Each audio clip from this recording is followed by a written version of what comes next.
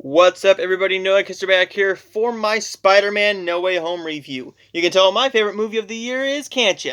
Uh, it's just a little movie called West Side Story, no big deal. Anyway, Spider-Man No Way Home. I saw this last night. This was one of my most anticipated movies of the entire year.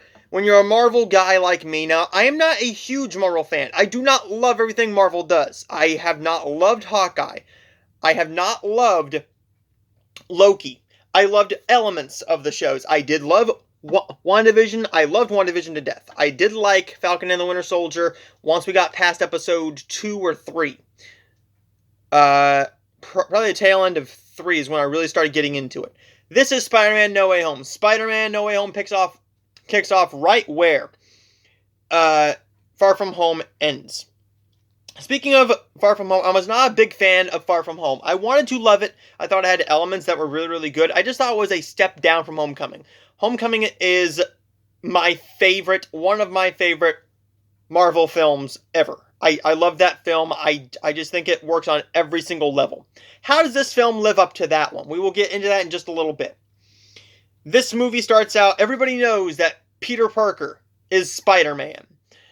And now his life is going into shambles. So he has to try and live his life. Everyone is wanting him to suffer. Everyone just wants to get their hands on him because they think that Mysterio is still the greatest hero of all time. He wants to get into MIT with his best friend Ned and his girlfriend MJ. After they are associated with Peter Parker, they are sadly rejected by multiple schools because no one wants their names on their campus, in their vicinity, anywhere. So now Peter Parker goes to Doctor Strange and says, I want to make sure that this happens. You know what this movie's about. What you care about is who's in it. There's no spoilers here. You've seen the freaking clips by now. If you haven't seen the movie, you've seen the clips on your YouTube feeds. Or if you are a good friend of mine, I freaking told you what happened. This is a really good movie. I don't think it's better than Homecoming. I don't think it's better than Black Panther. Don't think it's better than Endgame. I don't think it's better than Infinity War. I do not think this is the greatest Spider-Man movie of all time. I do not think this is the greatest Marvel film of all time. Did it have elements that had some of the greatest impacts in any superhero movie ever? Yes, this is an emotional film. This is very emotional. This is not your standard Spider-Man haha funny movie. There are great elements of comedy that do work, but there are also elements that don't. Particularly when there's moments between certain characters. But there are moments that are so emotional. I'm just going to say this. You're expecting them to be in it, and they're in it. I'm connected to Andrew Garfield's Spider-Man. I am. I loved that Spider-Man. I loved that Peter Parker. I love Andrew Garfield, and I am in love with Emma Stone. She is by far and away one of my favorite actresses of all time, and I'm so glad she got a Golden Globe nomination for Cruella, my favorite film of the freaking year. If not followed by West Side Story, I'm still debating that. Probably West Side Story, though. There's moments here that really go hard on the drama. Go really hard on the emotion. And you're not expecting that going into this film. I was not expecting to be this emotionally invested in these characters. I love these characters. This is my favorite Spider-Man. Peter Parker, played by Tom Holland, is my favorite Spider-Man. I do love him. But Andrew Garfield was my favorite Spider-Man. Loved him to death. I was so into that. Into that Gwen and Peter Parker relationship. Loved that. We do get redemption there. You will see what I mean. I'm not going into big spoilers. I mean, you've seen the clips. You know they're in the movie. We all know that they were in the movie. The people in my theater kind of knew that they were in the movie too. There wasn't a big applause or action or explosion like I wanted there to be when multiple things happened. But it was nice that there was some reaction, but not the reaction I wanted. Not the reaction I was expecting. This movie does have multiple things wrong with it. Namely, the comedy does not work at times, and some of the editing is a bit questionable. We do get Doc Ock back. We have Green Goblin. We have Sandman. We have multiple other people back. Lizard is back. Electro is back. We all know that they're in the movie because of the trailers. Doc Ock is fantastic. Alfred Molina is back, and he is better than ever. Fantastic as Doc Ock one more time.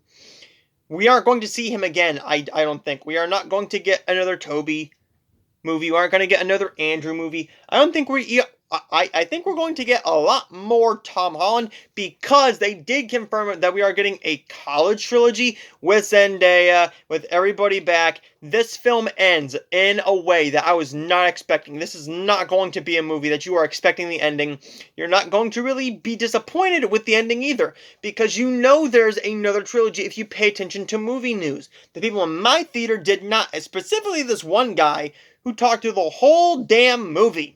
Decided to do commentary with his friends like he was on his fucking couch. The whole damn movie. He sounded like a drug addict who was about to get humped by Barney. Hey man, I bet this is going to happen in the next movie. What's going on here? What's going to happen? I don't know. If you shut the fuck up, maybe we can find out what's going to happen in the movie. I haven't seen the movie. You haven't seen the movie. You were talking about what Marvel shows you haven't seen. What Marvel episodes you haven't seen. Who's your favorite? What color was your shit last night? What did you eat for supper last night? You talked about every single thing throughout this goddamn movie. Before the movie, after the movie, during the end credits, during everything, you talked. And to that person, fuck you. This movie was not ruined by that. Normally, that ruins a movie for me. Normally, that ruins a movie. It does not hurt my grade for the film, but it does really ruin the experience. The experience is the reason I go to the theater. When I saw West Side Story, I was in a theater with 6 people, tops. I wanted it to be more. But I was also glad it wasn't more, because I got to see it in a practically private theater. There was me, my mom, my dad, 2 people who were waiting outside the theater. I should go into that story in just a little bit, but I am not going to. Brief. We got to the theater early. The movie was supposed to start a half hour. In a half hour, and then the theaters were not open, the lights were out, the doors were locked at the mall, nothing. So we were in there, and we saw those 2 people, and then one person down below. 6 people. This theater had probably 40, 50, 60 people. I'm assuming there was a lot more people at the 6:45 showing. I went to the 3:30 showing, because I wanted to get the earliest possible reaction I could out, see it as early as I could, and I did it.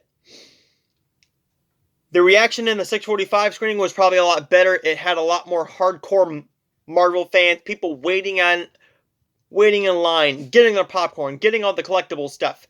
0 people did that, including me. I don't get the collectible cups. I don't get the collectible popcorn buckets anymore. If they had one for West Side Story, I would have got it. I got this from Disney Movie Insiders and this from Disney Movie Insiders. Do y'all like it?